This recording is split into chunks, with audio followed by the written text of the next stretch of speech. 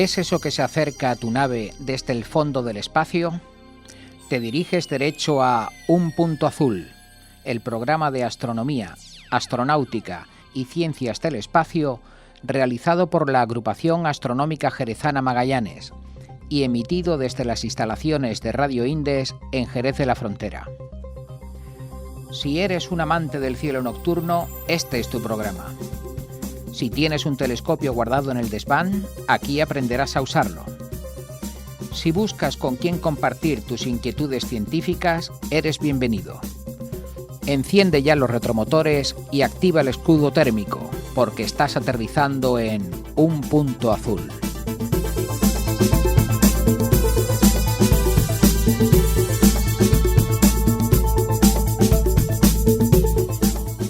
Buenas tardes a todos, un martes más en Un Punto Azul, en este caso la edición número 31 de la temporada 23-24, ya nuestra temporada 25, las bodas de plata. Aquí me encuentro con mis compañeros en el estudio, primero David Chacón y Jesús Moya. Hola. Hola. Muy bien. Tenemos del controlador Joaquín Barroso y por Zoom tenemos a Javier Parra y Hola. a Jesús Carmona y a nuestro Buenas tardes. co-controller, que ahora no es co-controller porque ni está controlando nada, ¿no? No, Luis María, ¿no? Ahora es un esquirol. Ahora es un esquirol, vale. Pues eso, vamos a comenzar esta nueva edición de Un Punto Azul, que vienen con secciones y también hablaremos de las últimas actividades que hemos realizado últimamente. Así que, bueno, pues, ¿qué tal si empezamos, pues, por ejemplo, con Javier Parra? ¿Puede estar atento ya o...? Perfecto, sí. ¿O lo dejamos aquí en...? No, bien, perfecto, por mí sin problema. Vale, pues todo tuyo. Ya después le pasaremos el testigo a Jesús Carmona. Venga, pues voy a compartir pantalla, vale. Una nueva ventana al cosmos, ¿no, Javier? Una nueva ventana al cosmos, a ver si no cogemos frío. Vamos a ver esta ventana. Sí, ahora hay que vigilar mucho porque las noches pueden refrescar un poquito, pero de día ya hace unas temperaturas. Hay que Pues tener sí, cuidado pues sí. con el entretiempo. Con las ventanas, sí, con las Windows. Los de Mac no tendréis ese problema. Claro. Bueno, pues nada, vamos a asomarnos en una nueva edición de La Ventana al Cosmos. Y hoy vamos a hablar de un tema que está muy de moda en astronomía, que parece que todo el mundo está como loco de unos años acá, que es la búsqueda de exoplanetas, ¿vale? Y vamos a hablar de exoplanetas. Vamos a ver. Sabemos que hay innumerables mundos más allá de nuestras órbitas, de la del sistema solar, y que evidentemente están esperando a ser descubiertos, explorados y estudiados, ¿no? Bueno, lo de exploración va a esperar un poquito más porque la verdad que cuando hablamos de exoplanetas fuera del sistema solar todavía nos queda por conocer mucho de nuestro sistema solar, ¿no? Bueno, un exoplaneta yo creo que no hace falta que lo defina, ¿verdad? Es un planeta que gira con una órbita alrededor de una estrella que es diferente a la de nuestro Sol. Es decir, son aquellos planetas que están fuera del sistema, de nuestro sistema solar, ¿no? Y que han sido descubiertos gracias a tecnología avanzada como grandes telescopios espaciales y técnicas de detección que ahora trataremos un poquito, ¿no? Precisamente vamos a pararnos en esto. Antes de entrar en comentar algunos, he elegido 5, creo 5 o 6 exoplanetas por unas características especiales, ahora las veremos. Pero antes vamos a comentar un poquito cómo se descubren los exoplanetas, cuáles son las estrategias o los métodos que siguen adelante o que se llevan a cabo los astrónomos para descubrir los exoplanetas, ¿no?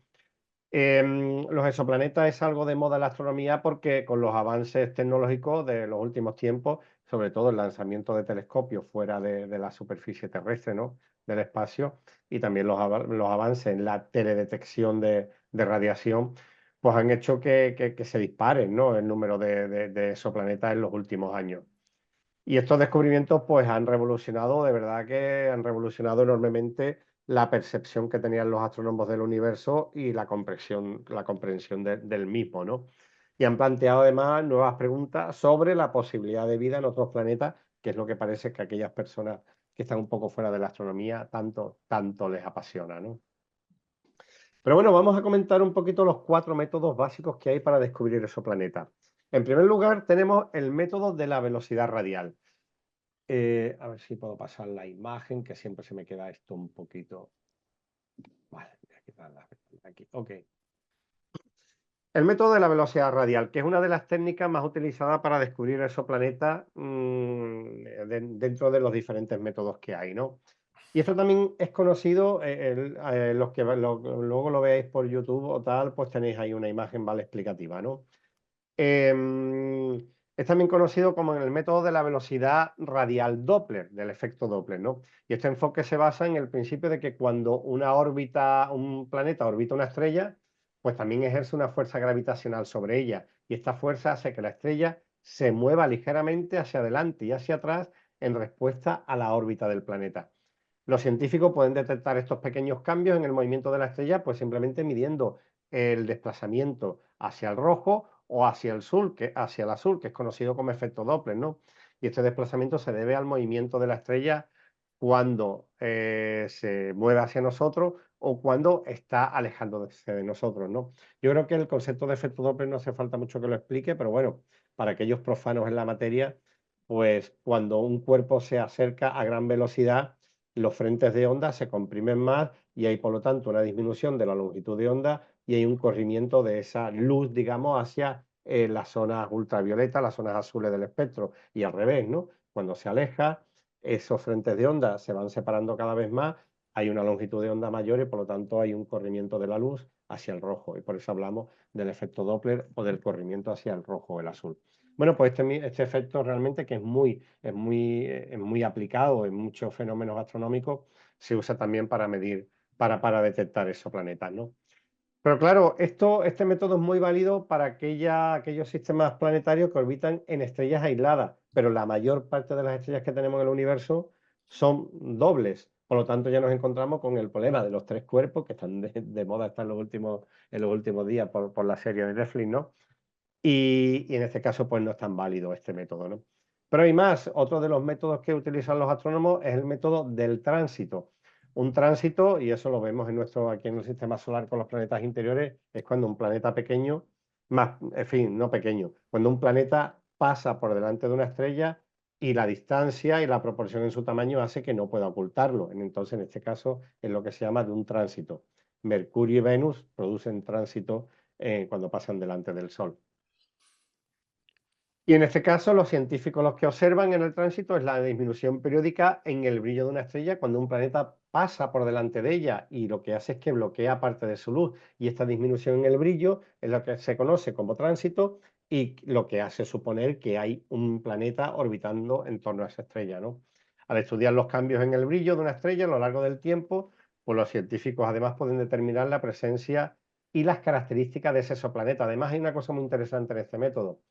Y es que también puede proporcionar información muy valiosa sobre la composición atmosférica de un planeta, ya que la luz de la estrella pasa a través de la atmósfera del exoplaneta durante el tránsito, y cuando esa luz llega a nosotros, el espectro presenta líneas de absorción, como sabemos que ocurre en los espectros de luz. Y dependiendo de la longitud de onda de esa línea de absorción, podemos conocer de qué está compuesta la atmósfera de ese exoplaneta. Voy a pasar la imagen. De acuerdo, en esta imagen lo vemos muy bien recreado cuando se produce una transición, cuando esa estrella pasa por delante y por lo tanto se produce una disminución en el brillo que nos llega, a las longitudes de onda del brillo que nos llega hasta nosotros. Otro método que también se utiliza para la detección de exoplanetas es el método de la microlente gravitatoria. Hace poquito he terminado de ver una serie también en Netflix, creo que se llama La Señal, y precisamente usaban en uno de estos radiotelescopios, que lo que hacen es que mandan señales al cosmos para búsqueda de vida extraterrestre, como el proyecto SETI, orientan la antena hacia el Sol porque la el campo magnético del Sol actúa como una lente para la radiación, dependiendo de la longitud de onda, y lo que hace realmente es acelerar y hacer que esa radiación llegue mucho más lejos. Realmente este es el fenómeno de la lente o la microlente gravitatoria, ¿no?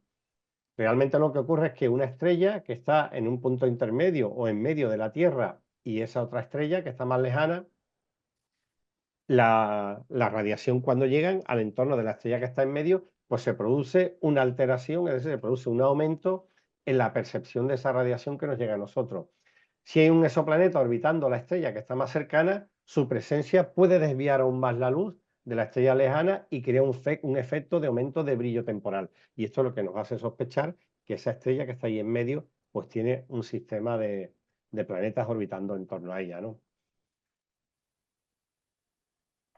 Bien, y el último método es el método de alta precisión, que este método realmente es un compendio de todos los anteriores, ¿no? Este método incluye además mediciones de precisión de la temperatura, de la gravedad y de la composición química de la estrella anfitriona y el análisis de la curva de la luz de los tránsitos y mediciones de la velocidad radial del planeta. Sobre todo, este método se emplea en aquellos telescopios, radiotelescopios que están fuera de la superficie terrestre, que están orbitando en torno a la Tierra, ¿no? Y estas mediciones, además, bastante precisas, son muy esenciales para determinar las características físicas de los exoplanetas, ¿no? Como su masa, su tamaño, su composición atmosférica. Y sabemos cuando de un objeto conocemos su masa y su tamaño, pues podemos conocer su densidad. Si conocemos la densidad, podemos deducir muy fácilmente cuáles son los materiales en mayor proporción que componen ese planeta, ¿no? Y además, la espectroscopía que nos llega, los espectros que nos llegan de estos planetas, podemos estudiar la luz reflejada y buscar incluso posibles señales de vida orgánica, ¿no?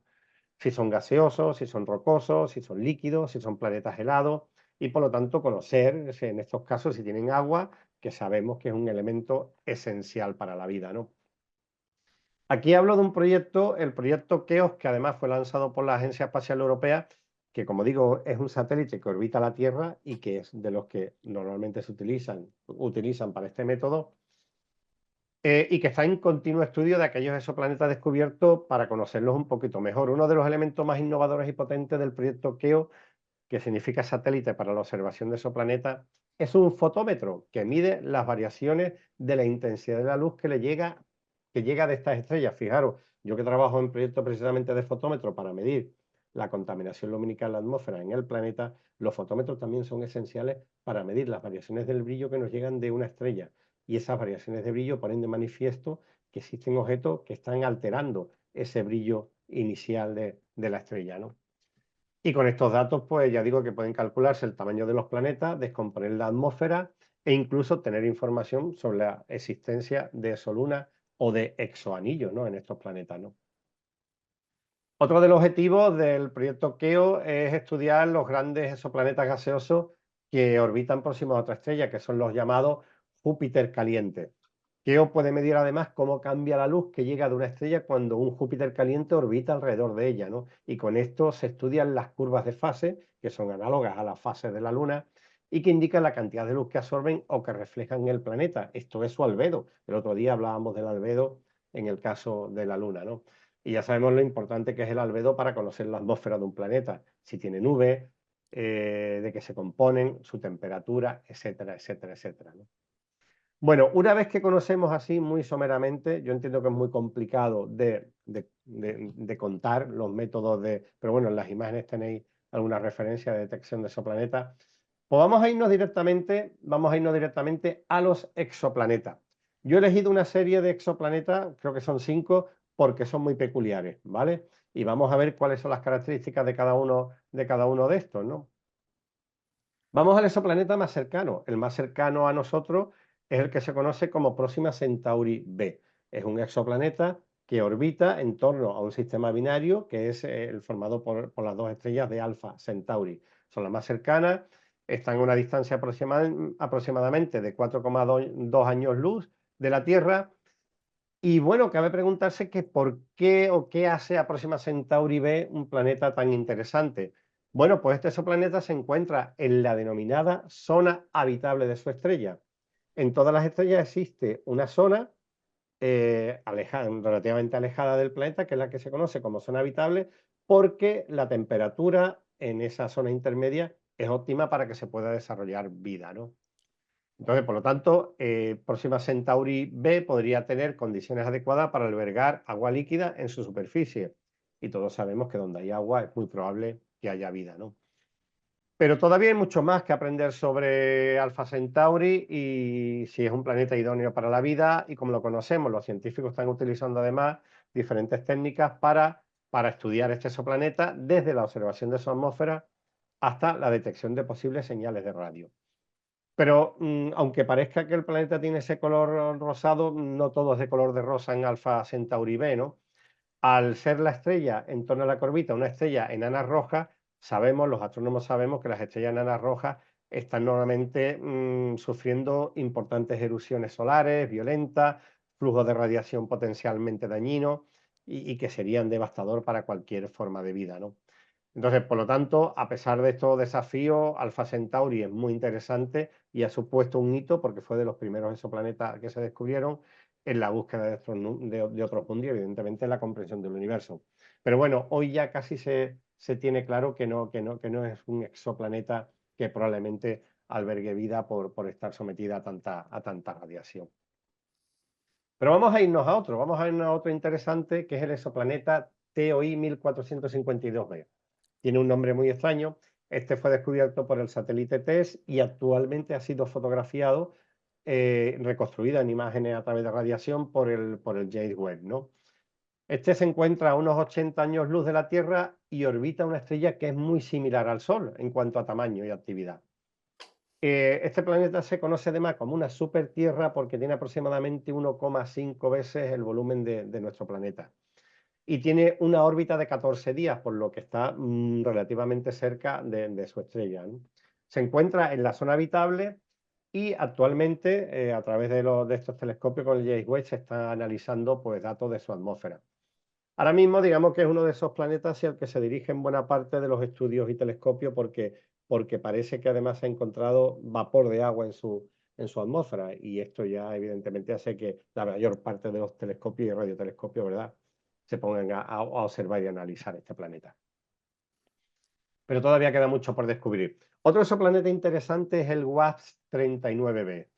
A ver, este planeta orbita alrededor de una estrella que está ubicada a unos 700 años luz de distancia, es decir, está un poquito más lejos, y fue descubierto en el 2011 por el proyecto SuperWASP de la NASA, que precisamente tenía como objetivo empezar a engordar esa lista de exoplanetas, ¿no?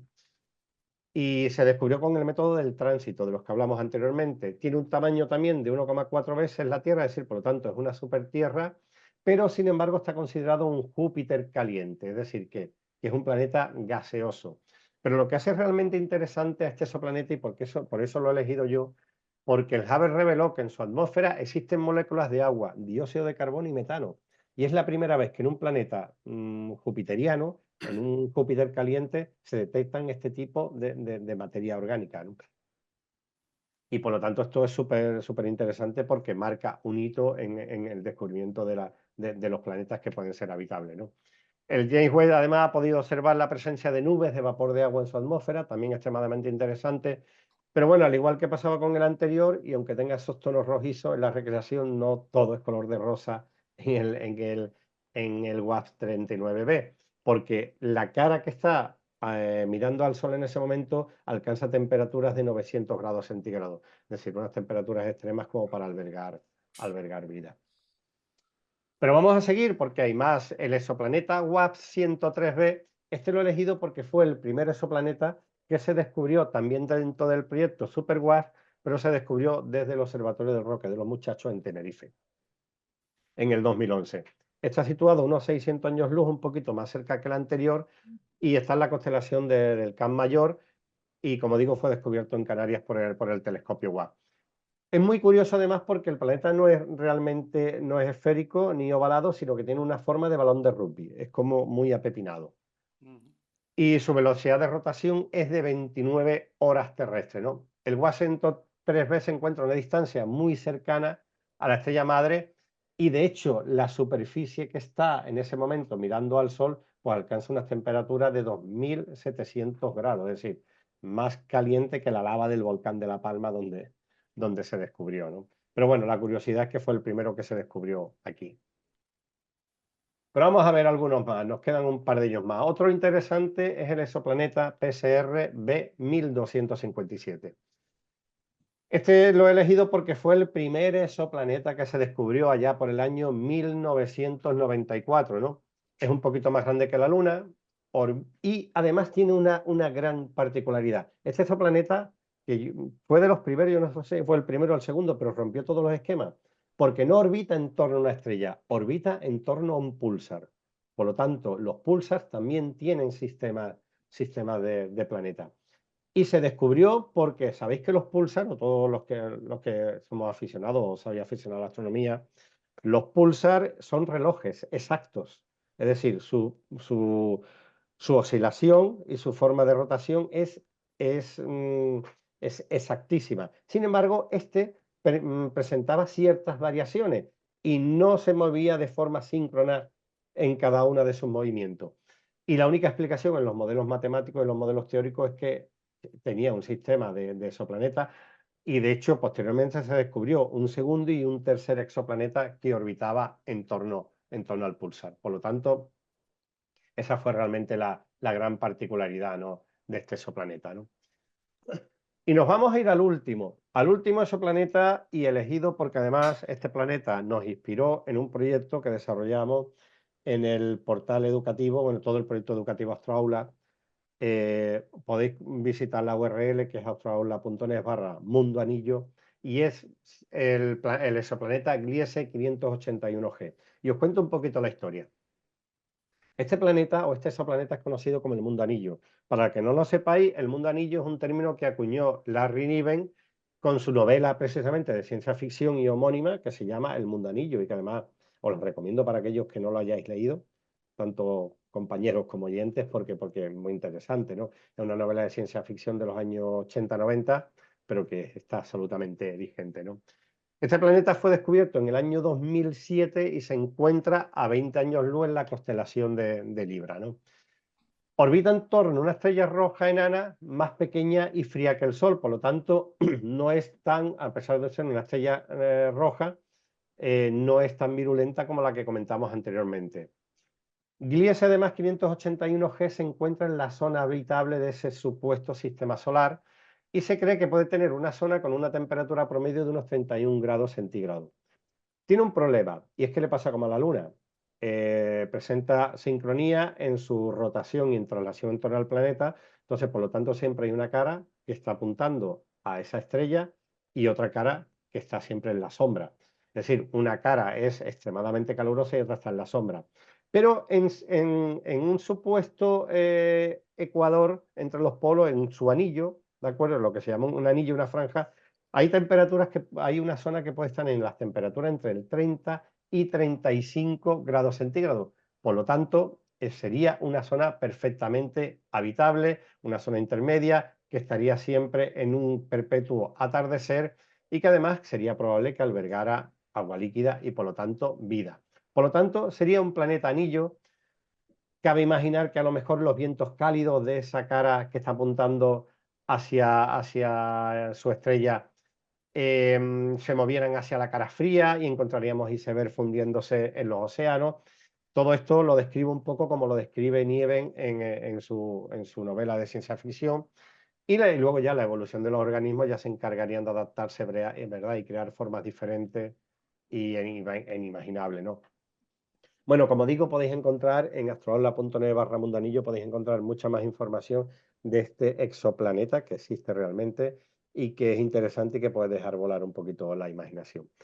Actualmente se conocen más de 4.000 exoplanetas y esto es solo la punta del iceberg, porque sabemos que seguramente existen miles de millones de exoplanetas en todo el universo, ¿no?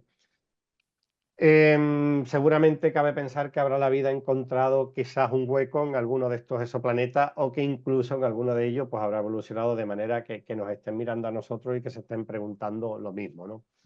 En cualquier caso, pues cada pasito que avanza la ciencia astronómica pues nos acerca un poco más a la idea, ¿verdad?, de que haya otros mundos y haya otras civilizaciones posibles. Pero bueno, la ciencia actual y la astronomía actual no paran de descubrir exoplanetas y hay muchos, muchos en zonas habitables, pero hasta ahora bastante difícil de encontrar vida. Estupendo. Yo de cuando me toca hablar un poquito también como a ti, de divulgar un poquito de exoplanetas, remarco mucho de que todavía no tenemos toda la información, evidentemente, los métodos llevan funcionando algunos bastante tiempo, pero digamos que tenemos cierta información sesgada porque tipos de planetas lejanos y rocosos, pues son muy difíciles a día de hoy todavía de pillar. Entonces, pero bueno, hemos tenido información sorpresiva muchas veces, Mm, porque hemos detectado planetas que no existen en nuestro sistema solar, como las efectivamente. supertierras, ¿no? Sí, Porque sí, las planetas, a ver, sí, por eso he hablado de la supertierra y de los Júpiter calientes, que de claro, hecho, sí, sí, son dos grupos que claro, parece ser que no son, o sea, son bastante habituales, tanto exactamente. Júpiteres calientes como supertierra, que no lo tenemos aquí. Entonces, Mm, pues decir, coger como ejemplo el sistema solar, se ha visto ya después de unos años conociendo esos planetas, que no tiene por qué ser la norma nuestro sistema solar, ni siquiera el orden, porque hemos encontrado gaseosos muy cerca, Júpiter es mm. caliente, nosotros los gaseosos los tenemos fuera, los rocosos los tenemos dentro, en fin, que ahí esto de los exoplanetas tendremos que tirar de muchos métodos nuevos y me ha gustado este último que has comentado, que es el compendio, porque para cuando se detecta uno siempre se necesita un segundo método que lo vuelva a detectar para pasarlo a la lista de confirmados, porque Sí, primero hay detectados y después confirmados, y tiene que efectivamente. haber dos métodos distintos, entonces, Eso mismo iba a preguntar yo antes, pues no sé si lo habías comentado tú, pero digo, claro, si no se verifica por dos métodos, no solamente que existe, sino que existe con las características ujú, concretas, o sea, claro, es que aquí el método científico falla en el sentido que tú no puedes ir así a verificar. Lo que claro, Claro. puedes hacer es reducir incertidumbres utilizando varios métodos y que sean y que correlacionen los mismos resultados, ¿no? sí, Claro, por también, ejemplo, el caso que comenté, que además el que se descubrió hace muchísimo tiempo, el del sistema solar en torno a un pulsar, eso rompió todas las leyes de la astronomía eso fue imaginable, horrible. ¿no? Sí, sí, es que fue la bofetada nada más que empezar. O sea, Claro, claro. que pensáramos que sistemas planetarios en el que su estrella madre ya muriera, en plan enana Mm, blanca o en estrella de neutrones, un pulsar, dijimos, eso arrasa con cualquier sistema planetario efectivamente. que tenga. Pues no, Sí, sí, pues no, sí. eso fue la primera bofetada en toda la boca, vamos. Y luego, a ver, cuando al principio se descartaba, es curioso porque al principio, cuando la astronomía empezó a descubrir esos planetas, se descartaban las estrellas binarias. Es el problema de los tres cuerpos. Sí, No estaba explicado y los modelos matemáticos no eran consistentes, ¿no? Para ello, ¿no? Y bueno, hoy sabemos que la mayoría de las estrellas son binarias y que casi todas tienen sistemas planetarios, ¿no? ha sido Ah, una revolución esto de los exoplanetas porque sabíamos, o sea, casi todos los científicos antes de descubrirlo tienen que mm. estar, porque el sistema solar no puede estar, pero una vez que ya se han empezado a sacar, ha sido un descubrimiento tremendo porque nos ha ampliado el zoo, porque tenemos un zoo de planetas súper raro. Súper raro, súper raro, ¿no? Por eso quería poner al final del Mundanillo, porque bueno, al final muchas de las cosas, bueno, pasa con Asimov, muchas de las novelas de ciencia ficción, como la de Robot. A ver, Asimov ya incluso, que yo creo que lo comentamos un día, ya empezó a definir en su libro no, creo que era la de Yo Robot, ¿no? La de Robot, las leyes de que hoy imperan, se están intentando aplicar a la inteligencia artificial.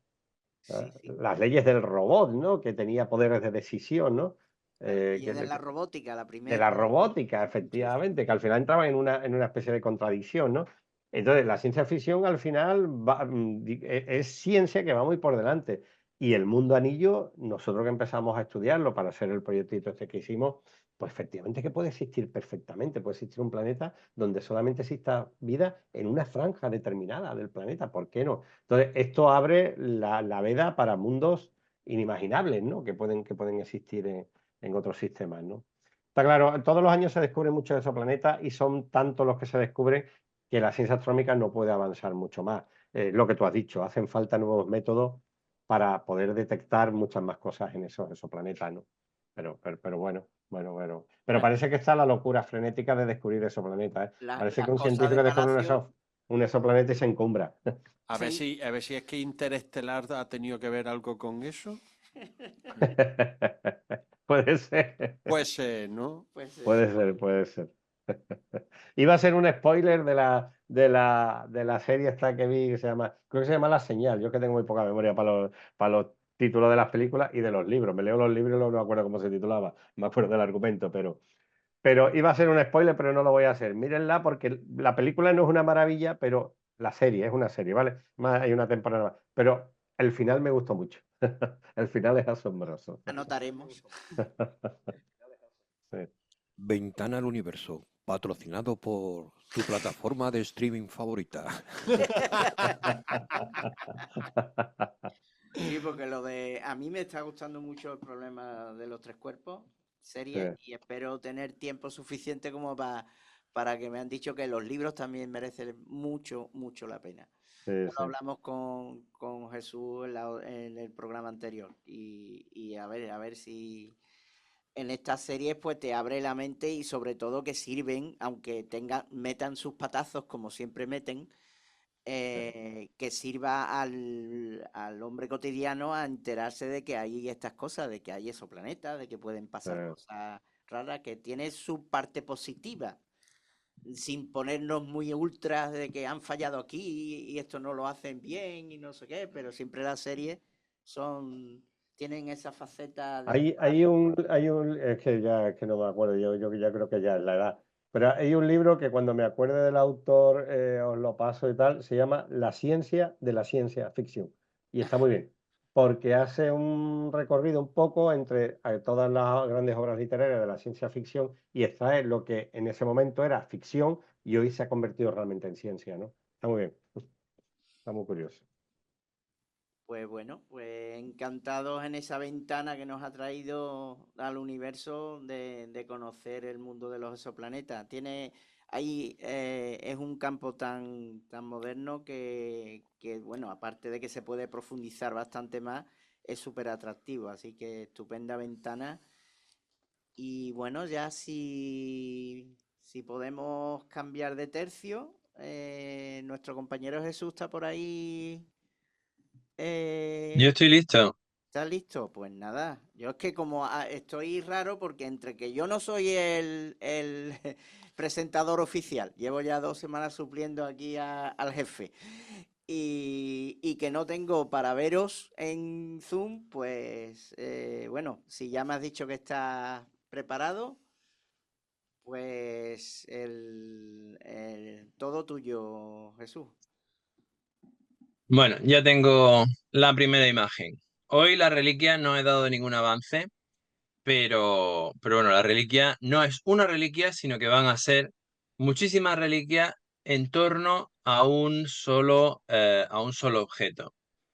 En este caso, pues bueno, esperemos que tengamos este año, sea el año del cometa, como dicen a veces. Aparte de como sean las cosechas del vino, vamos a ver si tenemos suerte con el Tsuchinchan Atlas a final de verano, en octubre casi. Vamos a darle una vuelta a otro cometa muy famoso y tal vez el más famoso de todos los cometas, que es el cometa Halley. En este caso traigo las reliquias que he llamado Halleyananas, las reliquias Halleyananas. Porque bueno, si tenemos que irnos a las reliquias que nos ha dejado este cometa, pues tendríamos que irnos a los pasos que ha tenido este cometa. En 1986, a mí me pilló muy chiquitito, pero algún recuerdo tengo, pues fue su último paso y ya no, y bueno, no lo veíamos en realidad desde el 1910. Y no lo volveremos a ver hasta 2061. A mí me pillaría algo mayor, pero bueno, todavía veremos a ver cómo estamos de salud. En 1986 la reliquia tal vez lo más que el haberlo visto, lo original de aquel paso fue que la sonda Giotto, que tiene un nombre muy peculiar, que ya veremos, pues se acercó para verlo, se fotografió desde el propio cometa. Aunque en 1910 fue la primera vez que se había fotografiado. Nos dejó, no sé si reliquias, pero tal vez souvenir en forma de fotografía. En 2061, ¿qué nos dejará el cometa? También podemos hablar un poco de eso. Porque el siguiente es 2134, después de 2061. Ahí sí que ya poco de referencias de quién lo puede haber podemos tener.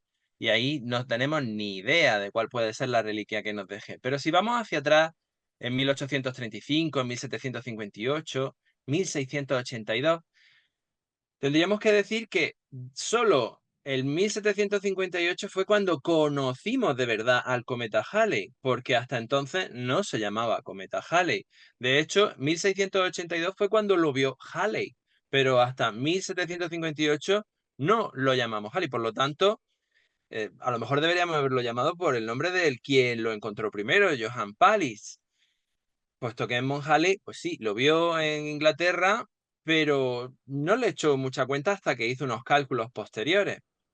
Y en 1835 quien lo vio fue John Herschel. Entonces, ¿cómo lo llamamos? El cometa Halley-Pallich-Herschel, o bueno, directamente pues, nos hemos quedado con el cometa Halley, que es el que es como lo llamamos todos, ¿no? Pero podemos ir mucho más atrás porque también lo vio Kepler y mucha otra gente.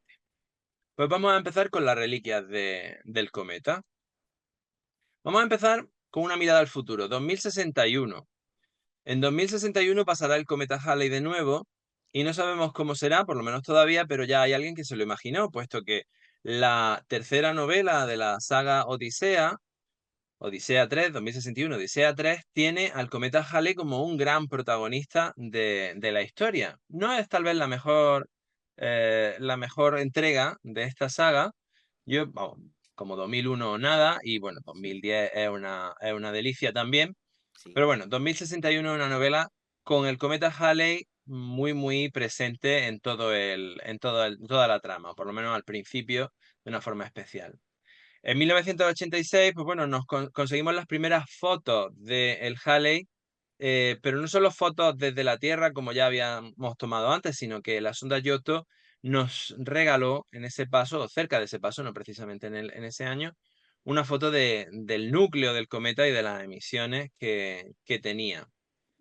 En 1910, como digo, fue el paso de la fotografía del cometa. Bueno, ya todavía se hacían algunos dibujos, como se habían hecho hasta el momento. Hay muchísima ilustración de cometas. El cometa Donati, si queréis, pues lo puedo traer un día. Tiene auténticos óleos de cielos pintados sobre ciudades en los que los puebla este gran cometa, ¿no? Imágenes, fotografías reales por primera vez tomadas con cámara de este paso del cometa. Algunas son peores que otras. Esta la he traído porque me ha llamado la atención que en el observatorio Mini lo hicieron los padres maristas. No sé si son los mismos maristas que están por aquí, por Granada y por toda Andalucía, bueno, por todas partes. Tienen esta especie de foto del cometa de 1910. Y hay otras composiciones que directamente son falsas, ¿no? No son reales, no simplemente para una composición con algo de pintura por encima. Vámonos hacia atrás. 1835. Este hombre, John Herschel, hijo de William Herschel, que además colaboró bastante en la fotografía, no fotografió el cometa, pero sí lo observó desde el Cabo de Buena Esperanza y hizo esta placa, esta especie de grabado, de cómo observaba el núcleo del cometa, la coma y la cola.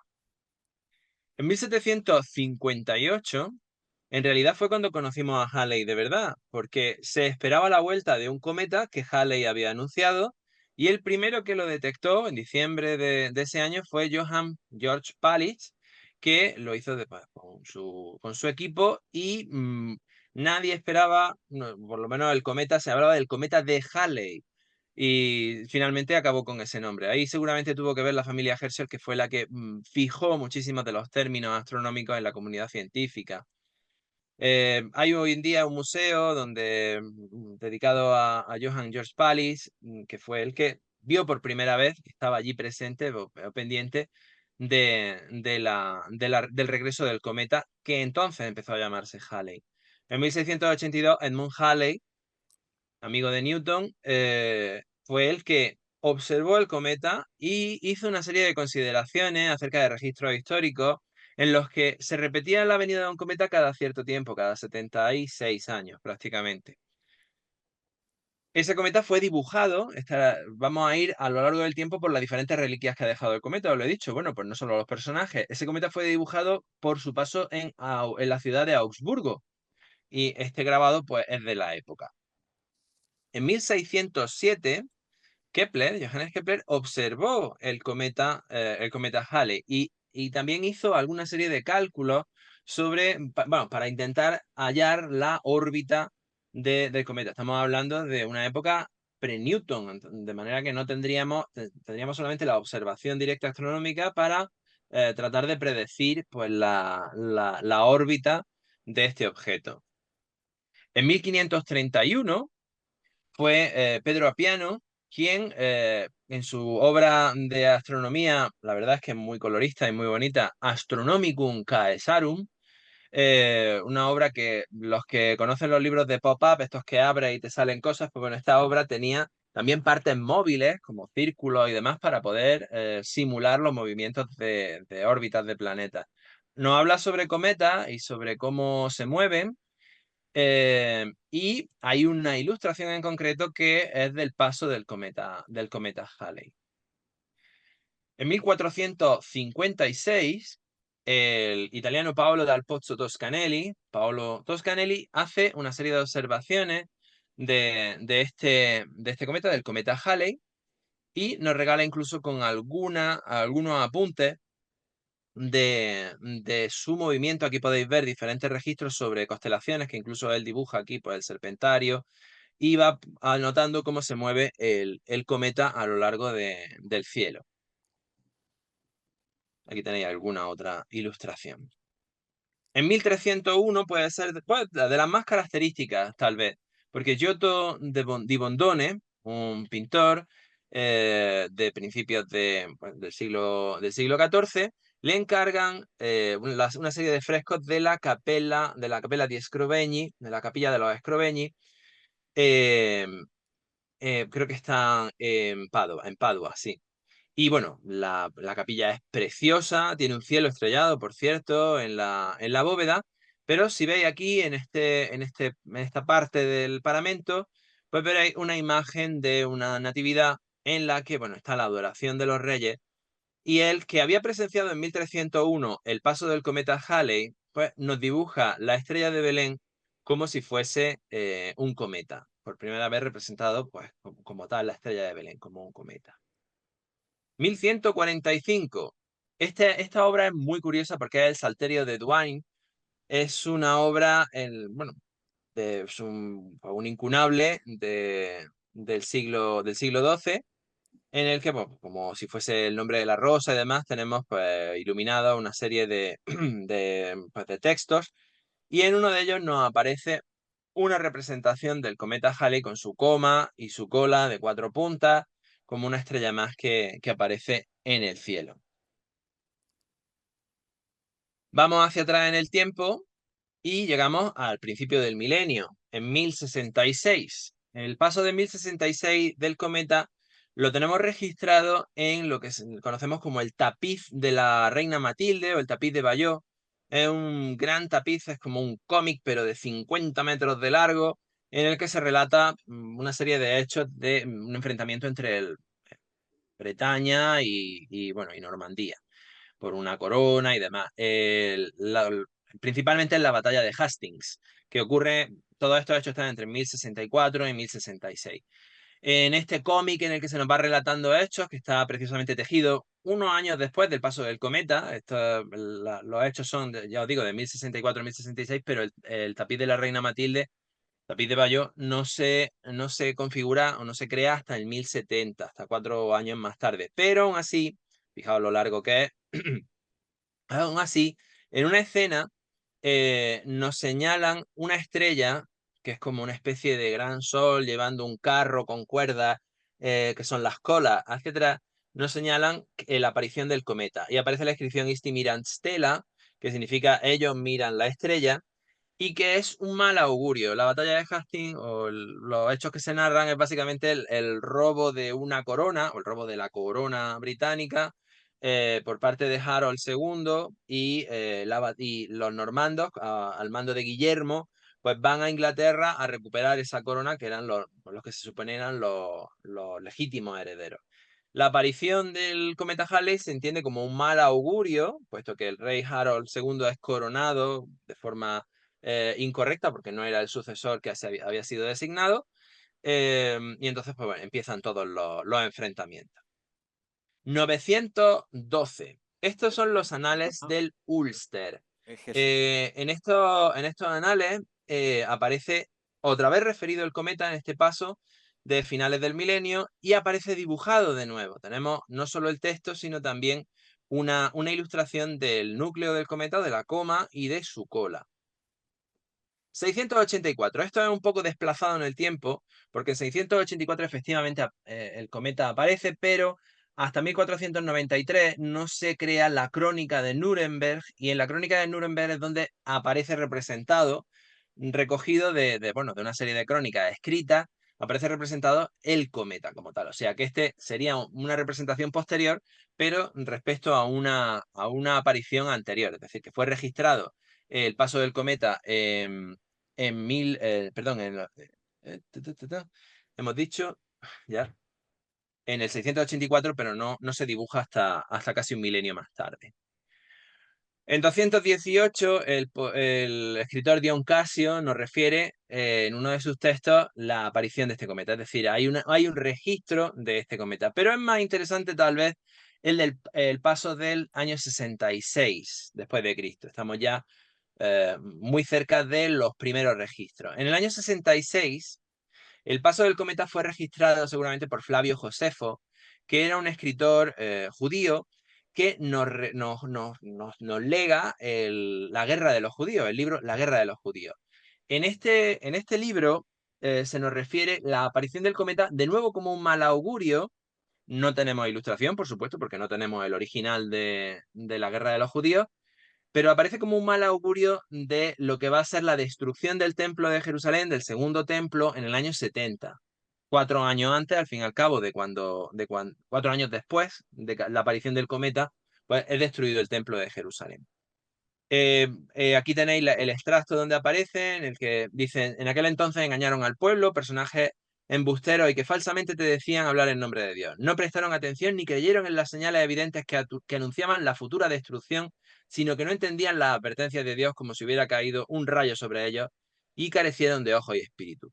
Fue entonces cuando sobre la ciudad apareció un astro muy parecido a una espada, y un cometa que permaneció allí durante un año. Bueno, no suele ser tan extensa la aparición del cometa Halley, pero bueno, aquí hay un registro de su aparición en el año 66. Y esto es una recreación del segundo templo de Jerusalén, o el templo de Herodes, que fue destruido en el año 70. Nos vamos al 164 a.C. Esta pieza es muy interesante porque es una tablilla babilonia en la que aparecen una serie de datos astronómicos y se registra la aparición de un cometa. Y por último, y esto ya hila a todos los demás, las reliquias que os he traído, es un enterramiento, la tumba de Madame Wang, que está en China, en la que, pues, esta tumba, en el enterramiento de una señora pues, seguramente pues, noble o aristocrática o lo que fuera, aristócrata, que además se conservaba su momia muy bien, casi se puede observar la cara o el aspecto que tenía. Dicen que era una señora que le gustaban mucho los pasteles por los registros y que tenía ciertos problemas con el azúcar, por los registros que hay en la tumba, que se ha encontrado intacta, con otra serie de tumbas adyacentes además, pero lo importante es que en esa tumba apareció el libro de seda, y el libro de seda tenía extractos de una serie de tratados astronómicos chinos en las que nos aparecen pues registros de cometas, entre ellos el del 240 a.C., que coincide con el del cometa Halley. Habréis visto muchas veces representaciones de las colas de los cometas. En estos textos es donde se hace referencia a esos tipos de colas, Y digo que esto hila a todas las reliquias astronómicas por una razón, y es que yo he ido contando un poco las reliquias occidentales, por lo menos las de la cultura occidental y centrándome a lo mejor en Europa y Roma, pero todas ellas han sido registradas en todas las ocasiones por las culturas orientales, es decir, astrónomos chinos y japoneses han registrado en sus anales, o sea, que son pues eso, textos básicamente, en las apariciones del cometa Halley y de otros muchísimos cometas. De hecho, aunque esta es la aparición más antigua registrada o confirmada del cometa Halley, es posible que precisamente por estos extensos archivos astronómicos orientales, chinos, ya digo, haya entre ellos algunos cometas que sean candidatos a ser el cometa Halley visto incluso un milenio antes de Cristo. Y bueno, no he hecho dibujo para esta vez, pero sí os traigo una viñeta que hice hace tiempo en la que íbamos viendo paso a paso no, pero una serie de pasos, algunas de ellas las hemos visto, del cometa Halley, siempre señalando al cielo, siempre mirando al cielo todos, en sus diferentes pasos, con sus diferentes formas, y en las que yo me atrevía a predecir que, bueno, en 2061 será un evento de las redes, seguramente el cometa Halley. En 2134 a lo mejor nos subimos a él, algo como lo que dijo Clarke en su novela, pero llegará un día en el 55 después de todo en que el cometa seguirá pasando y nosotros pues seguramente ya habremos pasado. Así que estas son las reliquias halleylianas de el cometa Halley. Bueno, Muy muy bien. bien, muy bien. Te iba a preguntar Eso, una cosa, eso. lo que pasa es que estaba antes con la presentación, es que aquí como no estamos con Zoom, te iba a preguntar una cosa, y era cuando te has puesto con lo del tema del tapiz de Valle, porque yo se lo vi en directo allí en Normandía, y la Ujú. duda que tengo es que yo no recuerdo haber visto eso, o sea, porque es que son 50 metros de tapiz, y aquello es como dices tú, Sí, es un peliculón, o sea, y vas viéndolo sí. y el peliculón es el storyboard contado en latín antiguo, o sea, una cosa, vamos, yo creo que era latín o era en normando, ya no recuerdo bien. Bueno, eso es lo de menos. Pero la cuestión es, ¿estaba lo por saber qué protagonismo le dieron a lo del cometa en el tapiz, ¿estaba en el inicio, en el medio o en el final de la película? Como quien dice. ¿Sabes lo que te quiero decir? Bueno, puesto que Como no estaba viendo la presentación, y no no, recuerdo. bueno, yo he traído el extracto donde aparece, pero tal y como en la historia, o sea, el rey Eduardo Va II, me por parece, viñeta. manda perdón, a Harold, lo manda a Normandía para que un cuñado suyo sea el heredero a la corona que está a punto de morir Eduardo. Lo que pasa es que a la vuelta de haber comunicado esa sucesión, Harold Es cuando la se traición. autoproclama rey. Entonces, en ese momento, se supone que es cuando, en el tapiz, por supuesto, eh, Harold toma el trono y claro, eso es un mal augurio, porque desata la batalla de Hastings, Claro. desata todo Es el el enfrentamiento principio. entre Normandía e Inglaterra, o lo que sea entonces, y bueno, es también el hecho de que llega un usurpador del trono. El mal augurio es este. Entonces, al Desde el lado principio de la película, normando, desde los... lo que ocurre es que el cometa es un buen augurio porque lo toman del lado de venceremos, ¿no? Esta es una señal del cielo de que venceremos a los usurpadores del trono. También es cierto que la historia la escriben los vencedores, así Claro. que bueno, así lo hemos leído ahora. Entonces, lo que sí es curioso es eso, que le dan bastante protagonismo, porque eso es al principio, digamos, de la película. Luego vienen todas las viñetas de Sí, la batalla de Hastings digamos, las secuelas y todo el asunto. sí, Vale, sí, vale. sí, así es. Pues bueno saberlo. Otra cosa que quería puntualizar, bueno, o por lo menos añadir que estamos muy acostumbrados a llamarlos Halley, y tú has dicho que podrías tener otros o otros nombres, porque lo vieron astrónomos anteriores y todo el rollo, pero yo creo que, bueno, aunque ya lo tendremos asumido que es Halley, pues bueno, darle un homenaje, porque un astrónomo que soportara, entre comillas, a Newton, porque según, Sí, según Es verdad. era prácticamente su único amigo, y científico y porque las malas lenguas dicen que tenía un humor de perro el amigo Newton, era un genio, pero eso no quita lo otro, ¿no? Y que por lo menos algo se nos quede del gran soportador de Newton, que tenga un cometa a su La nombre. figura de Halley, la figura de Halley me parece fantástica y la de Newton, por supuesto, también. La de Halley y Newton tendrían que hacer ahí para varias películas, ¿no? Sí, Yo sí. recomiendo que leáis la historia de las uñas del león, de las garras del león, que fue, pues, bueno, denota bastante, bueno, la dejadez de Newton a la hora de compartir cosas con el mundo. De hecho, el Philosophiae Naturalis, Historia Naturalis, bueno, el Sí, tratado al de principio. Newton famoso, no habría sido posible sin Halley, porque durmió el sueño de los justos durante años en un cajón y fue él el que él le animó a que lo publicara. Con lo de las uñas del dragón es algo parecido, o sea, se estaban publicando soluciones a un problema a lo largo de meses y meses, y entonces Halley, un problema sobre la resolución era con una cónica. El caso es que dice, ¿y esto no se lo han mandado a Newton? Newton lo recibió una tarde, lo miró y dijo directamente, dice, bueno, la solución es una cónica. Y después de un día o algo así, dio una solución mucho más elegante que cualquiera de sus contrincantes. Y entonces lo publicó sin poner la autoría, y cuando los científicos decían, o la comunidad científica dice, ¿quién lo ha publicado? Alguien dijo, este ha sido Newton. Y dice, ¿cómo lo sabes? Dice, reconozco las garras del león. O sea, Ah, reconocía la marca maestra de matemática, de resolución de problemas limpia y preciosa del cálculo de Newton. Así que de Newton y Halley, el cine está por darnos muchas historias y novelas sobre su relación. pues si alguno de nuestros oyentes termina siendo director de cine o guionista, que coja ese guante y nos haga una película buena, un biopic de esa pareja, ¿no? Porque es tan importante en la ciencia y en la astronomía y con ese bestia en la ciencia que es Newton y que se le conozca su cara B, porque se conoce su cara A, ¿no? Que si el principio de Mm, matemática, que si la óptica, que si... Pero estaría muy bien tener una película con la cara B.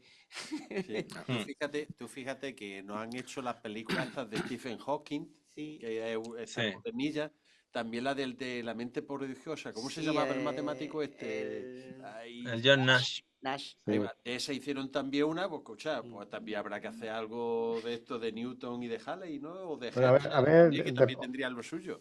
Oppenheimer, que ha tenido bastante éxito, a ver si marca de nuevo el retorno de las biografías de grandes científicos al cine. Ajá. Yo creo que además tuvo un éxito rotundo y yo creo que por ese desierto de esa grande época sin que hubiera películas de ese tipo, ¿no? En el fondo a la gente le interesa, ¿no? Contaba un Una, tema muy concreto, que era el de la bomba atómica, y ahora está muy de moda, pero bueno, yo creo que puede ser muy interesante hacer una buena película de una pareja como Halley y Newton, desde luego, ¿no? hombre. Ya para terminar, porque tenemos el tiempo ya cumplido, a las nuevas incorporaciones al Un Punto Azul que se repasen, voy a hacer autopublicidad, ¿vale? La sección mía de Un monstruo viene a verme, que son precisamente biopics de películas de científicos de toda índole. Entran matemáticos, ingenieros, físicos, así que bueno, hay allá por hace unos 3 añitos, ¿no? O por ahí serán, hice una sección de, no sé si eran cerca de 20 películas de cine, unas mucho mejores que otras, algunas dejan que desear, otras son espectaculares, pero siempre es bueno acudir al séptimo arte para enterarte algo de ciencia. Bueno, pues como decía, se nos acaba el tiempo, así que ya escucho la sintonía de fondo. Así que hasta el martes que viene en la próxima edición de Un Punto Azul. Adiós. Buenas noches. Hasta luego.